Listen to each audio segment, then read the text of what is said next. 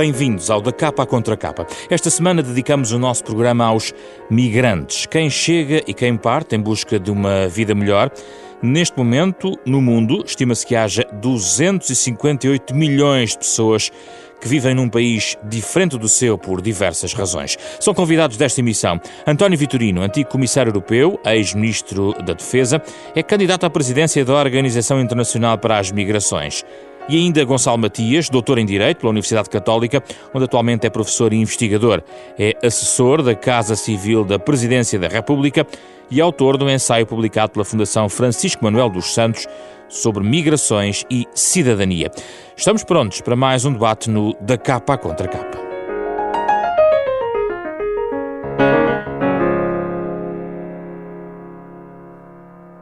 Bem-vindos, Gonçalo Matias, António Vitorino, com gosto de recebê-los aqui no nosso programa. Obrigado. Para si é a segunda vez, António Vitorino, entre outras passagens anteriores. Quando nós falamos em migrações, e acho que esta nota metodológica é importante para começarmos a nossa conversa e para quem nos escuta, muitas vezes juntamos vários conceitos, o conceito de refugiado, deslocado, há vários conceitos aqui envolvidos.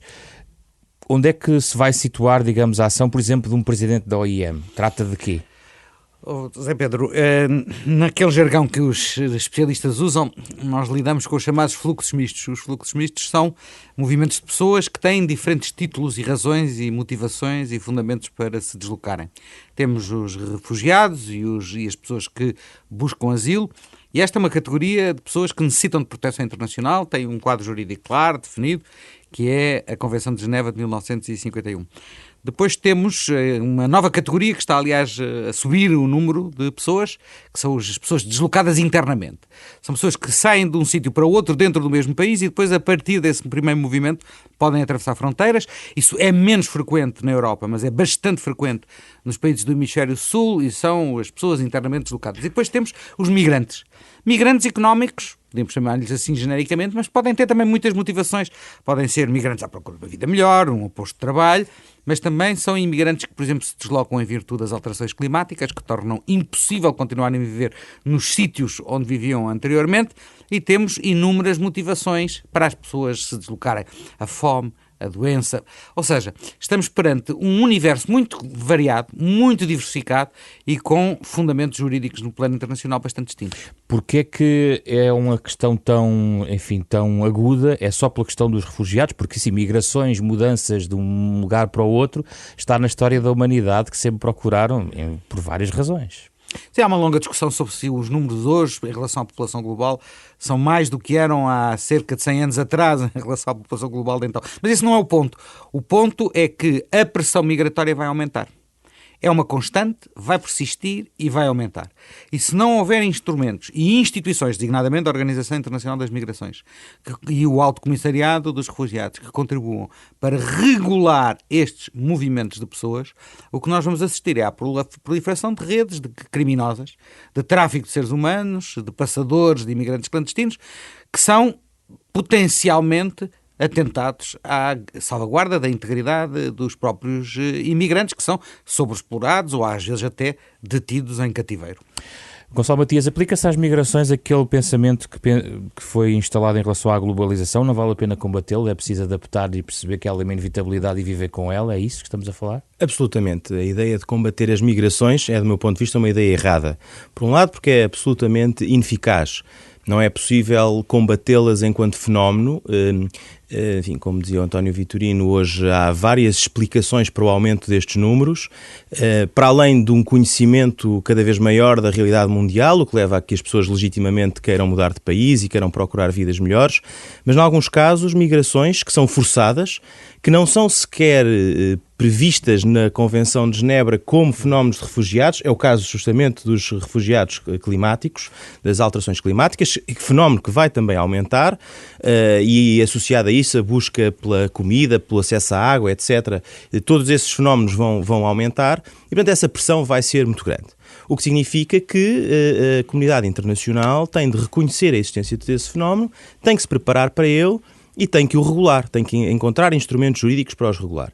O António Vitorino referiu uma convenção que é de 1951. Ora, nós estamos hoje a lidar com fenómenos do século XXI, com instrumentos jurídicos dos anos 50, do pós-guerra, e, portanto, nós temos que nos modernizar e temos que adotar novos instrumentos para estas novas realidades. Enfim, quando o António Vitorino for eleito presidente da Organização Internacional das Migrações, como todos desejamos, uma das tarefas que vai ter e que está neste momento em cima da mesa é precisamente a negociação de um novo tratado, enfim, acordo, veremos a qual forma jurídica que ele vai assumir, para precisamente a regulação das migrações no plano global, e esse é um desafio muito grande que todos temos pela frente. Já agora vale a pena explicar, está a falar do compacto global para as migrações, que está em conversações, já marcada pelo abandono por parte dos Estados Unidos, ou pelo menos o desinteresse dos Estados Unidos, que tem tido várias negociações e que se deve fechar em Marrocos no final do ano. Dezembro. Não é? Exato. O que é que diferença fará esse documento? Porque documentos, agora pensará o ouvinte, há muitos sobre declarações de intenções. Sim, é verdade, e por isso é que eu dizia que vai depender muito da forma jurídica que ele vai assumir. Provavelmente não será um tratado imperativo no sentido de impor obrigações aos Estados, o que é uma pena desse ponto de vista, porque é uma oportunidade perdida, não será um texto com uma eficácia jurídica muito relevante.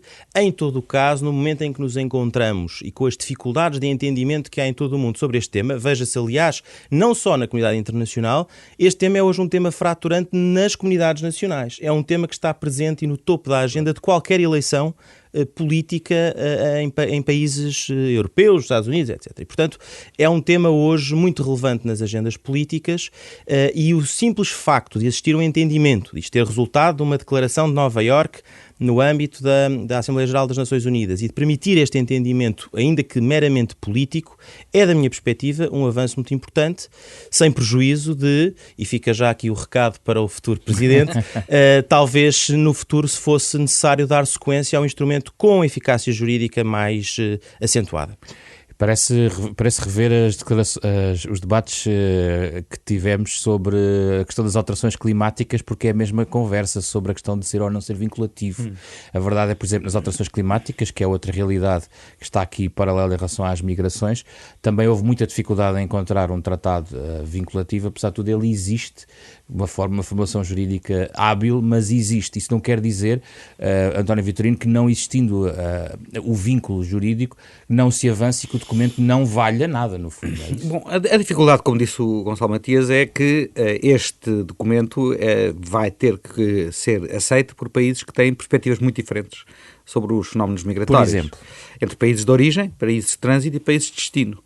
E mesmo dentro dos países de destino há diversas matizes. Se nós olharmos para a Europa, vemos que as migrações em Portugal e até talvez em Espanha não são um fator de conflito político interno, mas há países onde, como a França ou a Alemanha, ou mesmo o Brexit no Reino Unido, ou mais recentemente as eleições italianas, onde a questão central é a questão das migrações. Portanto, é difícil antever a possibilidade de haver um texto juridicamente vinculante. E qual é a importância do documento? O que significa que o documento, para não ser apenas mais uma declaração política, depende do seu conteúdo, como o Gonçalo dizia, e, nesse sentido, o que é que nós podemos aspirar? Primeiro, que os países assumam compromissos no âmbito dessa declaração, isto é, que se comprometam ao desenvolvimento de políticas que têm objetivos comuns, e, em segundo lugar, que haja um mecanismo de acompanhamento, de fiscalização e de reporte, de informação sobre os progressos ou a ausência de progressos na aplicação desses compromissos. E que tipo de objetivos estamos a falar? De acolher? Vamos a falar em percentagens, em cotas? Não, de quê? Eu acho que é completamente impensável que haja qualquer instância supranacional, seja internacional, seja mesmo ao nível europeu, que tenha a responsabilidade de decidir quantos imigrantes são admitidos por um país. Porque isso varia muito, é muito flexível, é muito subjetivo, na medida em que os imigrantes admitidos têm que ser aqueles que têm possibilidades de ser integrados. E um primeiro limiar de integração é o mercado de trabalho. Não faz nenhum sentido estar a admitir imigrantes para desemprego. Isso é absurdo, porque nem a sociedade precisa deles, nem os próprios imigrantes se sentiriam realizados ao viverem num país estranho e sem terem oportunidades de entrada no mercado de trabalho. Portanto, nós não estamos a falar de objetivos quantitativos, mas estamos a falar de boas práticas e de objetivos a atingir do ponto de vista qualitativo. Por exemplo, garantir o respeito integral dos direitos humanos dos migrantes, independentemente do seu estatuto jurídico. Os direitos fundamentais, os direitos humanos básicos, são direitos que têm que ser respeitados, mesmo que as pessoas estejam num território de um Estado em situação irregular e mesmo que sejam expulsas desse território, essa expulsão tem que ser feita de acordo com regras que respeitam a sua integridade física, a sua integridade moral e as suas condições de saúde, por exemplo.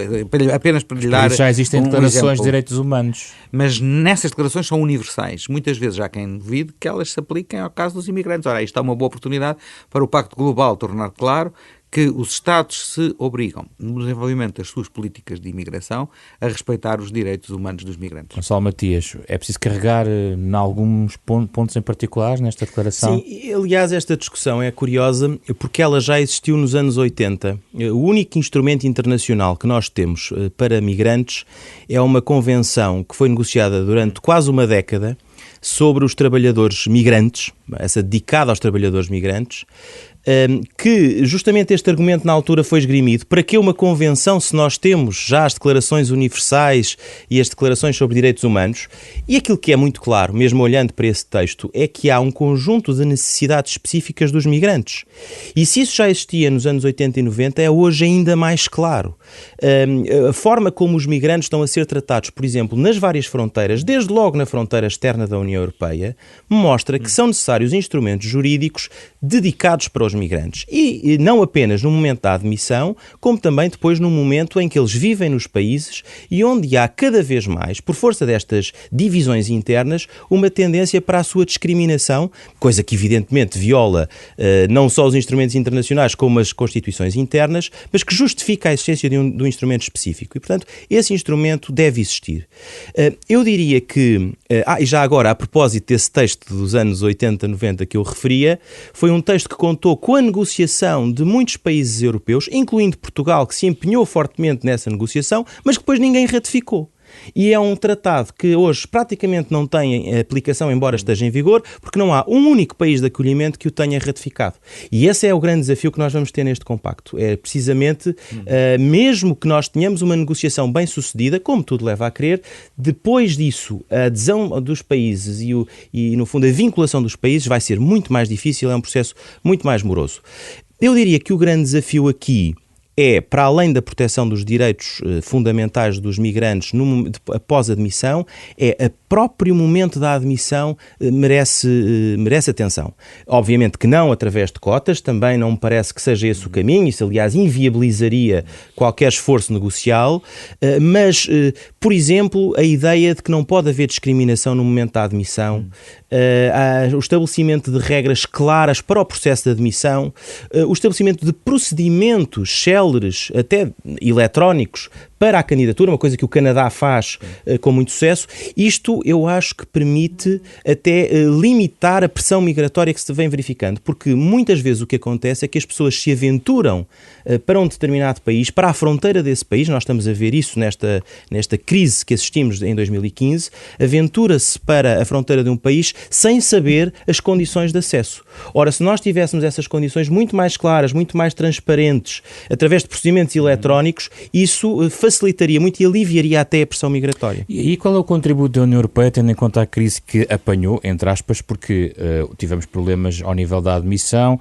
o regulamento de Dublin foi muito debatido, a questão das fronteiras. Qual é o exemplo que a União Europeia leva para uma batalha destas em torno deste tratado internacional? Bom, a União Europeia está numa situação muito peculiar porque está a viver o dia a seguir a uma crise de refugiados que nem sequer, em meu entender, resulta do número de pessoas que chegaram, mas resulta, sobretudo, de ter passado para as opiniões públicas a sensação de que os Estados tinham perdido o controle sobre as suas próprias fronteiras externas e que, portanto, os Estados estavam numa situação de vulnerabilidade. E, nesse sentido, portanto, hoje a preocupação principal da União Europeia é garantir o controlo das suas fronteiras externas e isso é fundamental para garantir uma migração regular. O que é talvez mais inovador neste momento, em comparação com a Convenção de que o Gonçalo falava é que neste momento há um grande consenso na comunidade internacional, seja em países de origem, seja em países de trânsito, seja em países de destino, sobre a estreita ligação entre políticas migratórias e políticas de desenvolvimento. E esta ligação é feita na Agenda 2030, isto é, nos Objetivos do Desenvolvimento Sustentável aprovados pelas Nações Unidas. Levou 10 anos a negociar e a fazer pressão para que as Nações Unidas reconhecessem esta ligação entre políticas de desenvolvimento e políticas migratórias e em que medida é que as políticas de desenvolvimento podem contribuir para fixar as pessoas nos seus lugares de origem, porque em regra a migração deve ser uma opção não forçada, não por força das circunstâncias e, portanto, as políticas de desenvolvimento podem e devem permitir às pessoas que fiquem nos seus países, onde nasceram e onde têm que ter condições para serem felizes, trabalharem, realizarem-se, mas também as políticas de desenvolvimento devem permitir que aqueles que pretendem emigrar como opção livre têm as qualificações, o treino e as capacitações necessárias para poderem ter sucesso no processo migratório.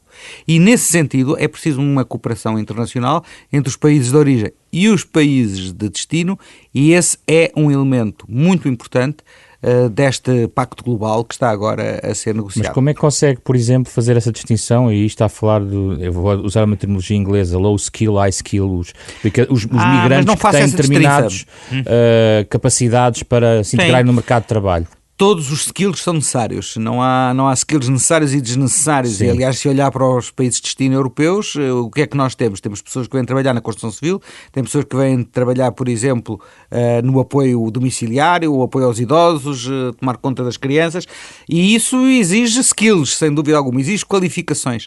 O que está em causa é uma estratégia de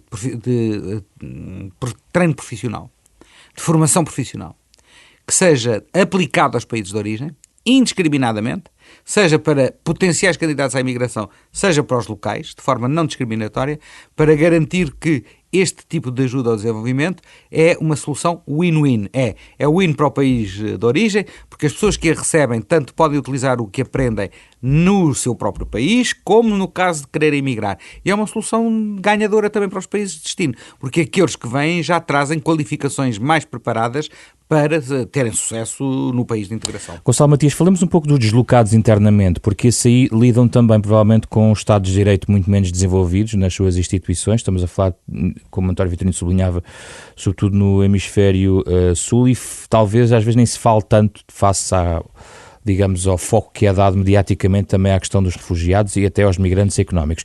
Aqui nos deslocados internamente, que estratégia específica é necessária? É realmente uma realidade que é muito relevante e tem sido pouco falada porque ela tem uma expressão ou uma dimensão internacional reduzida, isto é, estas deslocações fazem-se dentro de um país e a pressão migratória que ela coloca designadamente sobre a Europa é inferior ou inexistente e, portanto, é por essa razão que é um fenómeno mais oculto, menos conhecido, embora, como dizia António Vitorino, muito relevante do ponto de vista dos números e do ponto de vista dos direitos humanos das pessoas que ali estão. Nós hoje temos em África campos de refugiados gigantescos de pessoas internamente deslocadas. E esses números que até aqui se ficaram muito a dever a conflitos e, portanto, em países em guerra civil, onde, como refere, o Estado de Direito não é respeitado, esses números vão seguramente crescer por força de outros fenómenos, como os que referi há pouco, do aquecimento global e das dificuldades de acesso à água e à comida.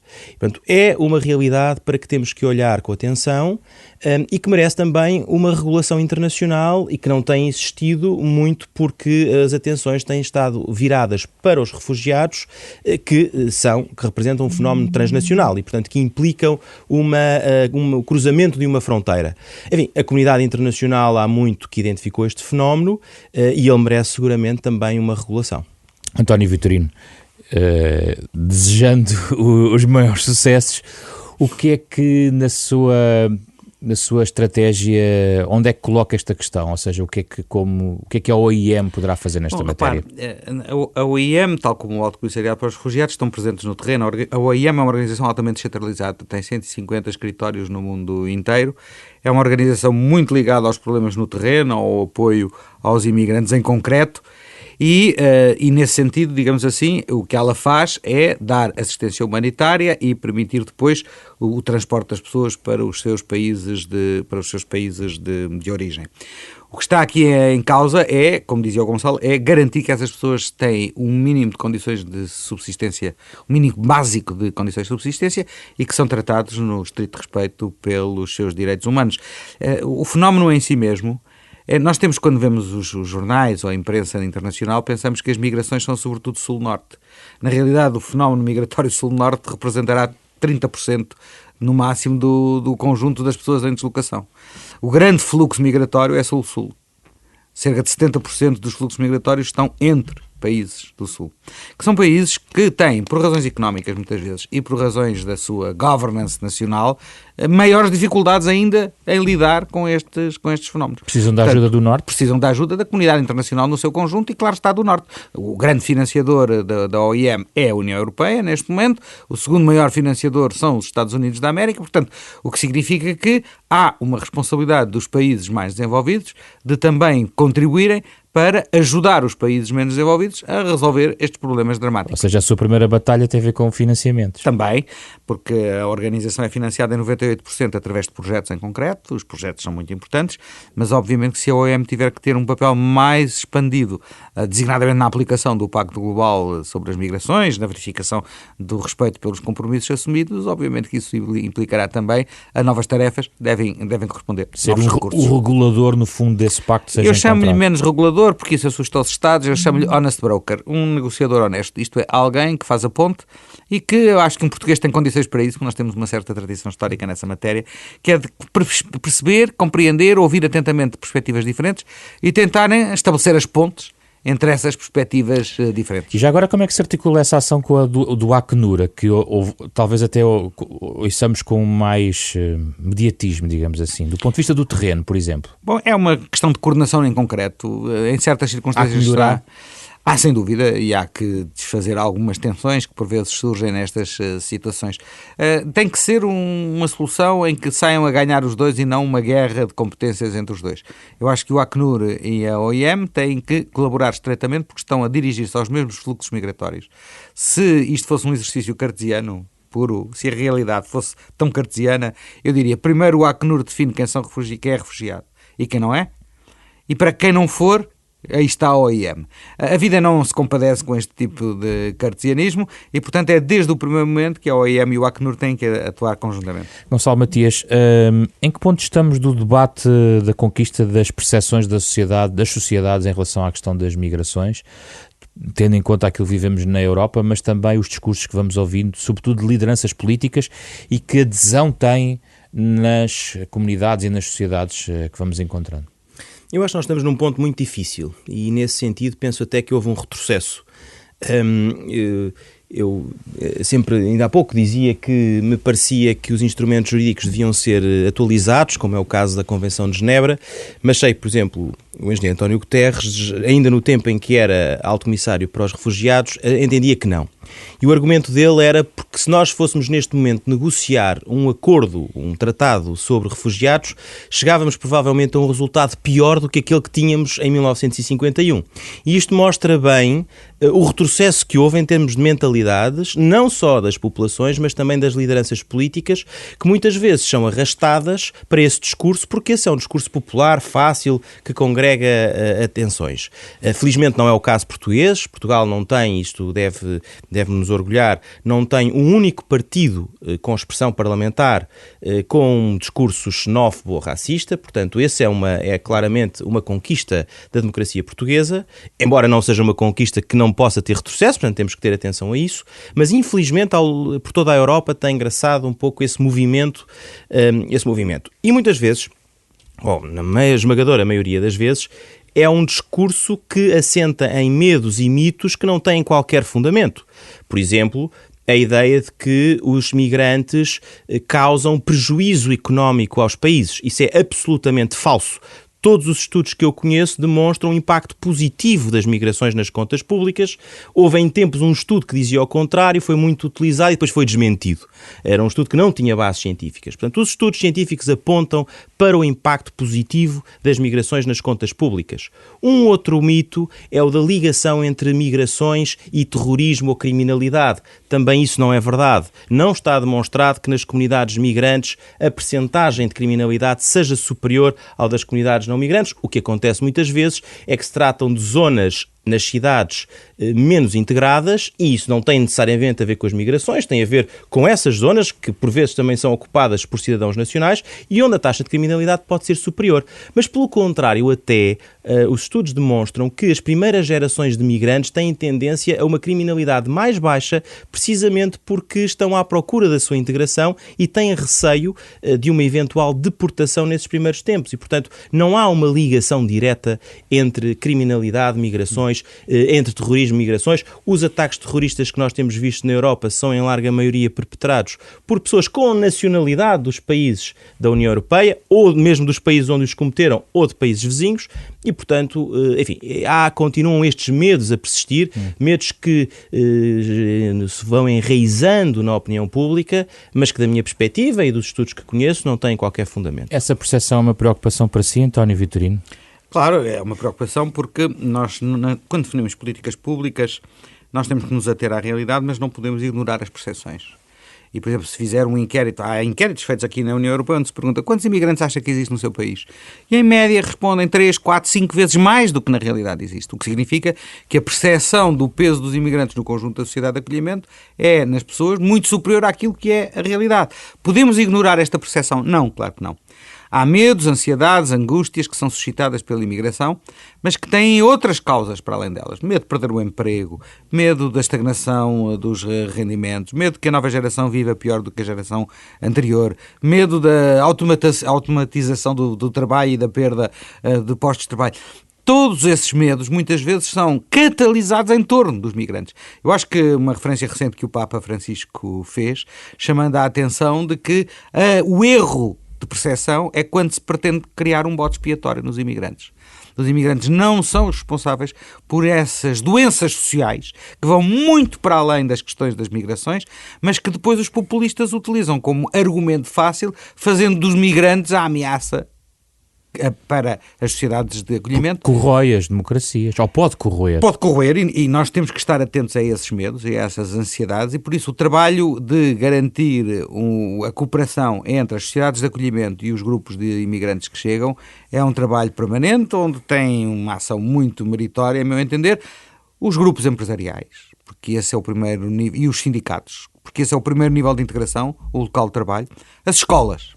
Porque as escolas são um elemento fundamental de socialização. Através das crianças escolarizadas, garante-se a melhor integração das famílias. E, em terceiro lugar, os serviços de saúde, porque os serviços de saúde têm que lidar, muitas vezes, com populações que têm uma nova realidade fitossanitária que tem que ser integrada. E a OIM pode intervir aí? A OIM tem vários programas, em vários sítios do mundo, onde exatamente atua, sobretudo na questão da saúde, por exemplo, ou sobretudo na questão da integração no mercado de trabalho. Fechamos com a questão da perseguição religiosa, Gonçalo Matias, que é um fator também muitas vezes de deslocamento, digamos, das pessoas dentro dos países e depois para outros países, e não só. Qual é a dimensão desta matéria, desta questão? É uma dimensão preocupante? É uma dimensão preocupante, e isso verifica-se não apenas no Médio Oriente, mas também em África, locais onde as tensões religiosas são relevantes.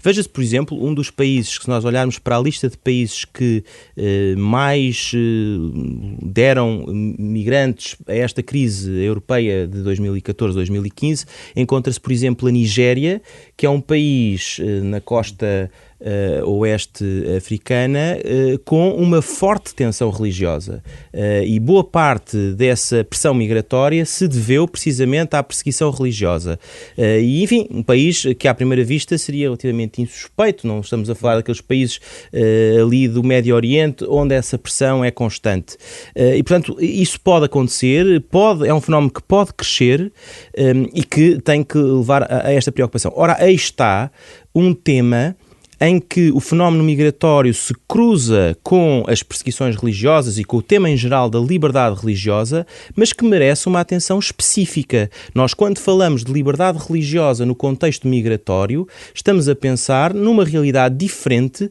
da liberdade religiosa no contexto nacional ou até no contexto global. Estamos a pensar em perseguições que têm essa origem. É verdade que isso está previsto na Convenção de 1951, portanto, a Convenção para a Proteção dos Refugiados já prevê a perseguição por razões religiosas, mas é um fenómeno que tem ganho nos últimos tempos uma pressão muito significativa. E isso justifica, na minha opinião, uma atenção da comunidade internacional. Tem-se visto muito na questão do Médio Oriente, António Vitorino, esta questão da perseguição religiosa, embora também em África isso seja uma realidade bastante evidente. É uma das causas de muitas deslocações e, como o Gonçalo disse, a Convenção de Geneve permite a interpretação da situação em termos de considerar que a perseguição religiosa a um determinado grupo religioso é um fundamento do pedido de refúgio e do asilo. Agora, há uma coisa que não pode deixar de ser vista e de ser feita. É que é nos locais onde essa discriminação se verifica que a comunidade internacional também tem que estar presente, designadamente pressionando para pôr termo a essa discriminação. Gonçalo Matias, o que é que se sugere para lermos ou sabermos mais sobre este tema? Eu ia sugerir um livro em língua inglesa, porque me parece um livro muito interessante, embora infelizmente ainda não traduzido para português. Pode ser, também na minha sugestão, também pode estar incluída a tradução deste livro. O livro chama-se The Ethics of Immigration, é publicado por um autor canadiano, Joseph Cairns, e é publicado pela Oxford University Press, e é um livro que trata precisamente da ética das migrações. Da ética das migrações não só no plano da entrada, no fundo o livro tem duas partes, uma parte que trata da entrada dos migrantes num país e outra parte que trata da sua vida nesse país até à aquisição da nacionalidade. E o que este autor defende é que nós temos que olhar para as migrações de um ponto de vista ético e moral. Defende uma ideia de liberdade na circulação, de que ninguém é propriamente proprietário da terra onde vive e que essa circulação deve ser livre. Por um lado, é uma ideia muito controversa, naturalmente, mas que essa circulação deve ser livre e que, uma vez instalando-se num país, os migrantes devem ter um direito a aceder à nacionalidade desse país e fazer parte dessa comunidade. É um livro controverso, é um livro que faz pensar, é um livro que por vezes desafia as nossas convicções, mas é um livro que me parece também por isso muito interessante e que tem alguns aspectos de reflexão que me parecem muito sólidos e muito válidos, como por exemplo a ideia que eu há pouco abordava, de que não é possível discriminar pessoas mesmo no momento de entrada e que, por exemplo, nós não podemos eleger critérios discriminatórios em função das condições económicas, em função dos países de origem, para deixar ou não deixar entrar um migrante. António Vitorino, o que é que sugere sobre este tema ainda? Eu peço desculpa aos nossos ouvintes de sugerir um livro em inglês, que não está traduzido em português, mas que é um livro muito atual, de dois senhores de Oxford, da Oxford University Press, o Paul Collier e o Alexander Betts, que se chama Refugee, Rethinking Refugee Policy in a Changing World. É um livro muito interessante porque não só fala dos desafios dos movimentos migratórios em geral, mas fala-nos também deste nosso mundo que está a mudar. António Vitorino, Gonçalo Matias, obrigado pela vossa presença nesta edição do Da Capa à Contra Capa, um programa da Renascença, em parceria com a Fundação Francisco Manuel dos Santos, sempre às 9h30 da manhã. Pode ouvir de novo em podcast ou em rr.sap.pt. Todas as semanas tentamos conhecer Portugal e os portugueses, pensar e debater o país, como sempre acompanhados pela música de Mário Laginha, autor deste genérico. Eu sou o José Pedro Frazão, a produção é de Ana Marta Domingos, com o apoio de Carlos Vermelho e André Peralta. Até para a semana.